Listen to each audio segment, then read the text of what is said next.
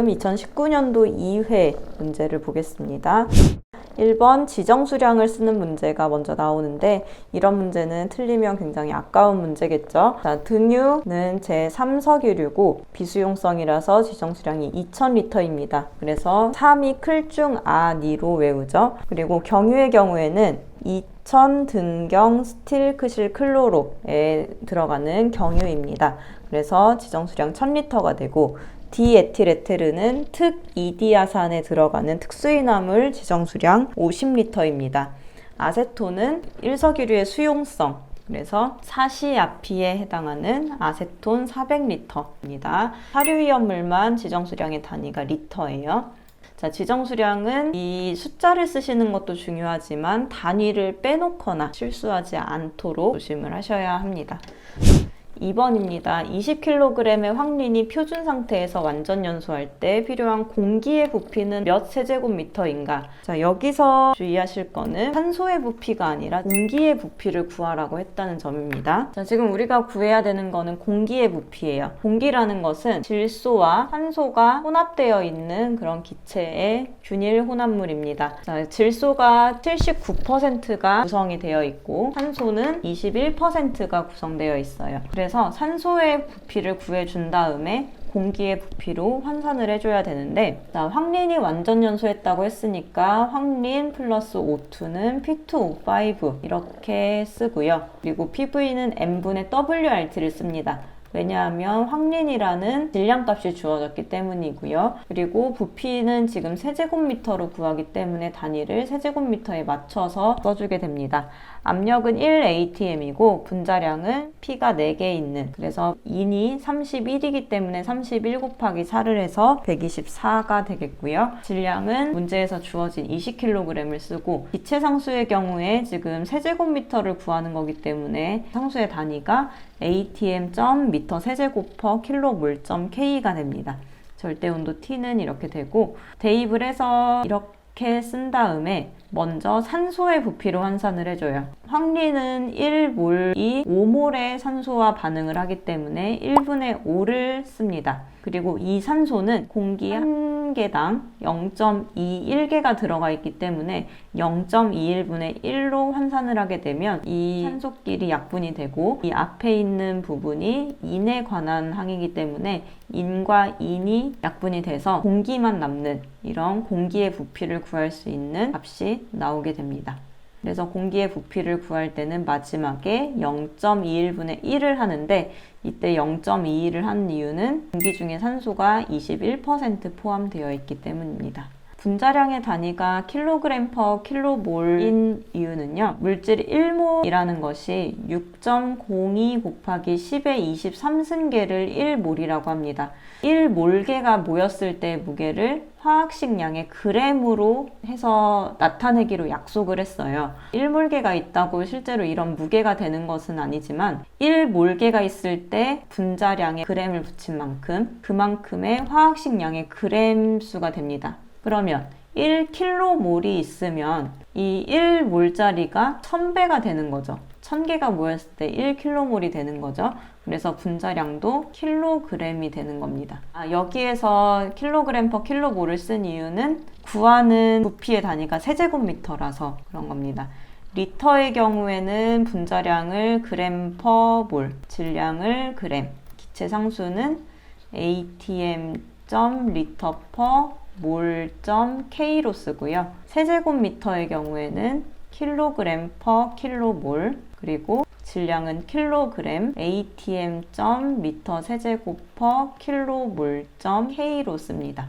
그래서 리터에서 주의하실 게 W가 킬로그램으로 나왔을 경우에는 그램으로 환산을 해서 대입해 줘야 된다는 거예요.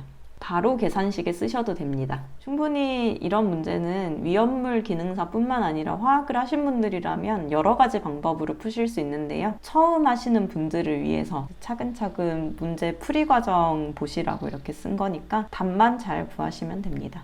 자, 3번 위험물 안전관리법령에 따른 고인화점 위험물의 정의를 쓰시오. 자, 인화점이 높다는 건 도대체 얼만큼 높은 거냐? 사료 위험물 중에서 인화점이 100도씨 이상인 사료 위험물을 고인화점 위험물이라고 합니다. 고인화점 위험물에 대한 이 온도의 기준도 종종 출제가 됐어요. 처음 출제되는 내용은 아니고 이전에 기출문제에 한번 나왔던 적이 있습니다. 4번 트리에틸알루미늄의 완전연소 반응식입니다. 트리에틸알루미늄이 연소했다는 것은 산소와 만난 거죠. 그래서 산소가 탄소랑 만나고 산소가 수소랑 만나고 산소가 알루미늄과 만난 반응식을 쓰는 겁니다. 트리에틸알루미늄이 산소와 반응하면 이산화탄소와 물과 그리고 산화알루미늄을 생성을 하는 거예요.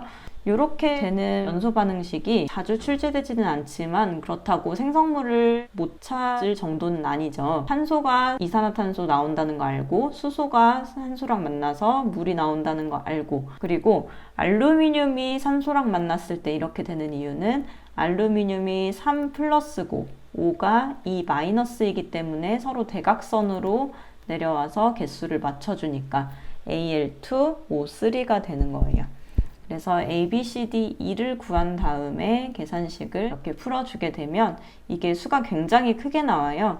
그렇기 때문에 계산하기 복잡하실 수 있으니까 이것만 써두시고 쭉 한번 풀어보시기를 바랍니다. 이런 문제는 충분히 잘 하시는 분들도 실수하실 수 있어요. 개수 잘 체크하시고 이렇게 풀이를 하시면 됩니다. 5번입니다. 제 사료 위험물의 저장량이 지정수량의 10분의 1 초과일 때 이렇게 혼재 불가능한 위험물을 쓰라고 나올 수 있습니다. 사료 위험물이 이류 위험물과 가능합니다.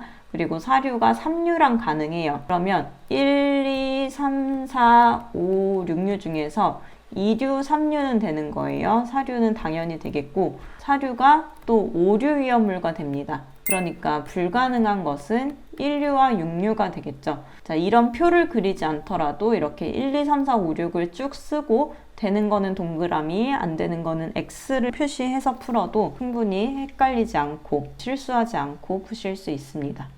6번에 옥내 저장소에서 위험물을 저장하는 경우인데요. 옥내 저장소에서 위험물을 저장하는 높이는 6m, 4m, 3m입니다. 6m로 하는 경우는 기계에 의하여 하역하는 구조, 지게차나 호이스트나 크레인 이런 것들을 이용해서 하역하는 구조는 6m까지 쌓아도 되고 사료 위험물 중 삼석유류를 수납하는 경우는 4m를 넘으면 안 됩니다.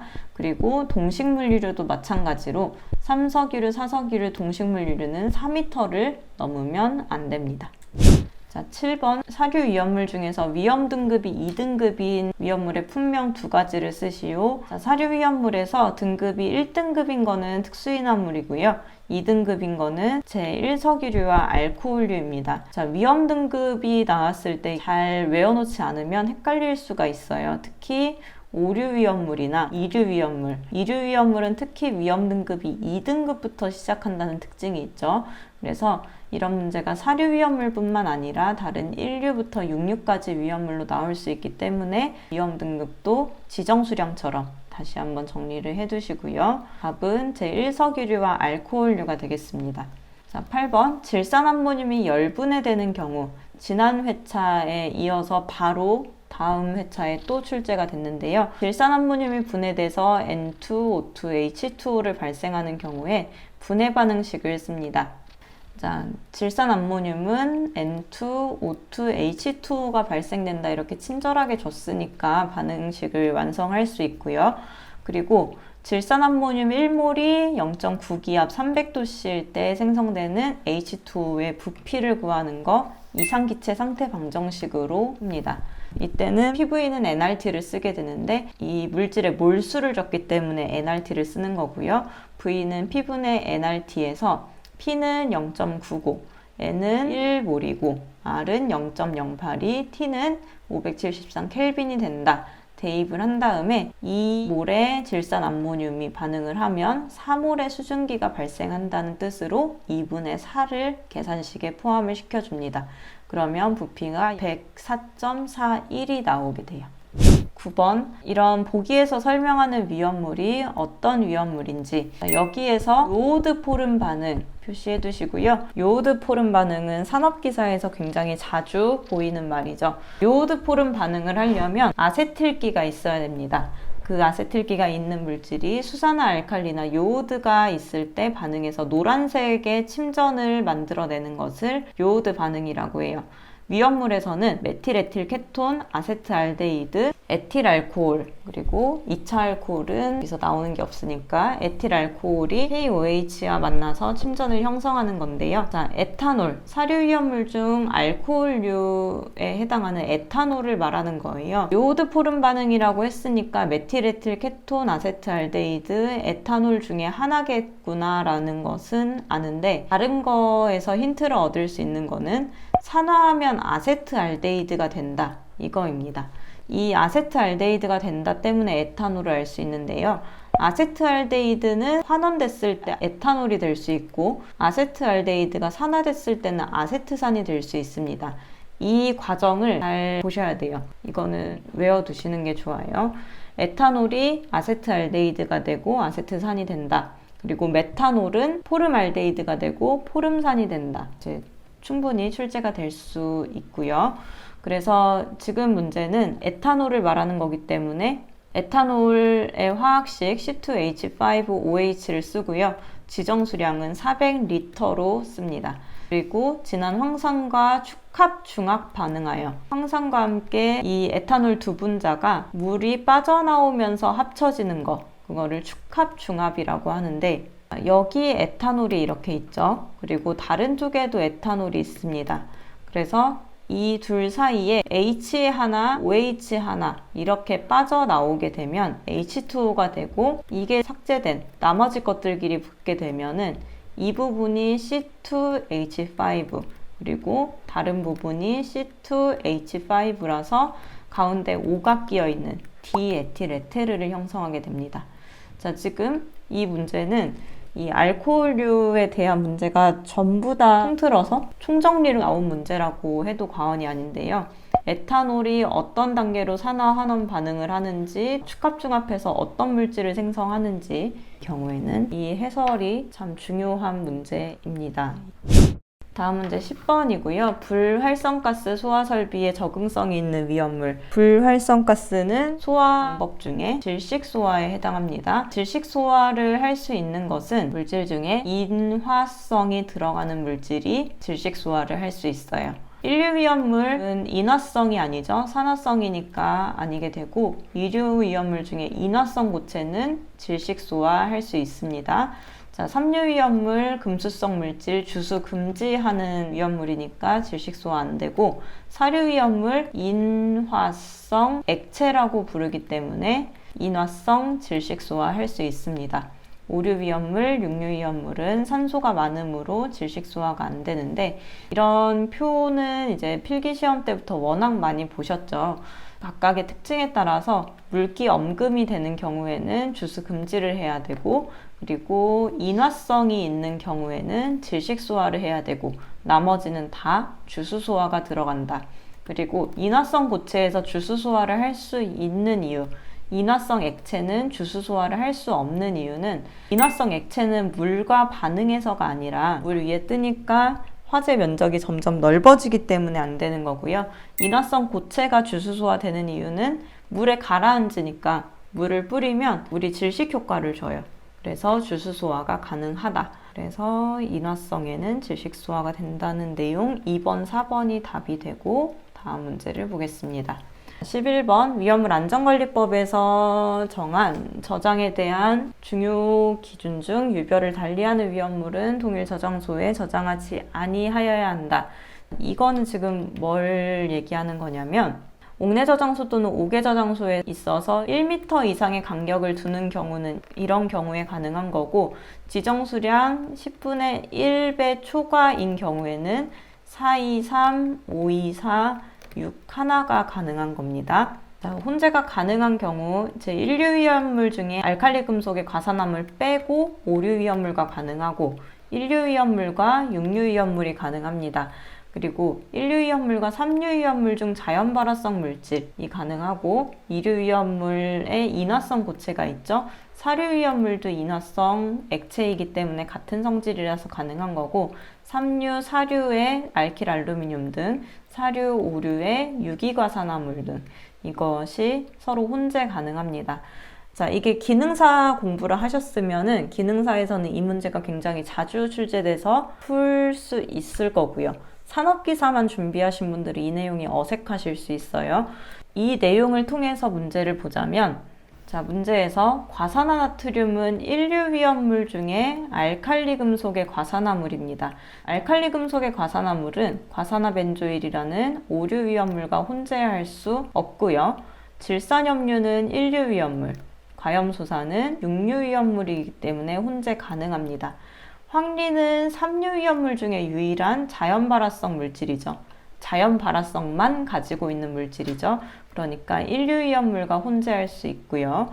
그리고 인화성 고체는 제1석유류인 4류 위험물, 인화성 액체와 혼재 가능합니다. 그리고 유황은 2류 위험물, 그러니까 4류 위험물과 혼재할 수 없어요. 2류 중에는 인화성 고체만 혼재할 수 있으니까 그래서 2번, 3번, 4번이 혼재 가능한 것, 나머지는 혼재할 수 없는 게 됩니다. 12번입니다. 이동탱크 저장소의 주입 설비 설치 기준. 자, 처음 나온 문제고요. 틀릴 수밖에 없는 문제라고 생각이 듭니다. 이동탱크 저장소는 이제 차량에 탱크를 달고 위험물을 옮기는 역할을 하죠. 자, 위험물이 어떤 우려가 없어야 되냐면 위험물이 새지 않아야 합니다. 탱크가 새면은 위험해지겠죠. 새지 않아야 된다는 거. 그리고 주입 설비의 길이는 50m 이내로 하고 그 선단에 축적되는 뭐를 제거할 수 있어야 하냐면 정전기를 제거할 수 있어야 합니다. 그리고 토출량은 200리터 이하로 할 것. 토출량이 너무 많아지게 되면 유속이 빨라져서 정전기 발생이 심해집니다. 그래서 토출량은 200리터 이하로 한다. 법령에 있는 거를 그대로 빈칸을 뚫어서 낸 문제이기는 하지만 참 한 번도 출제된 적이 없어서 당연히 못 푸는 문제가 나와요. 틀리라고 하는 문제가 나오는 거기 때문에 저런 문제에 너무 연연하실 필요 없습니다.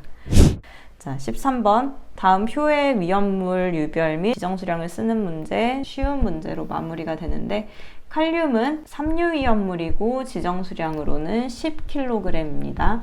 그리고 질산염류는 1류 위험물에 300kg이고 니트로 화합물은 5류 위험물에 200kg이고 황리는 정린과 헷갈리지 않으시도록 3류 위험물에 20kg입니다.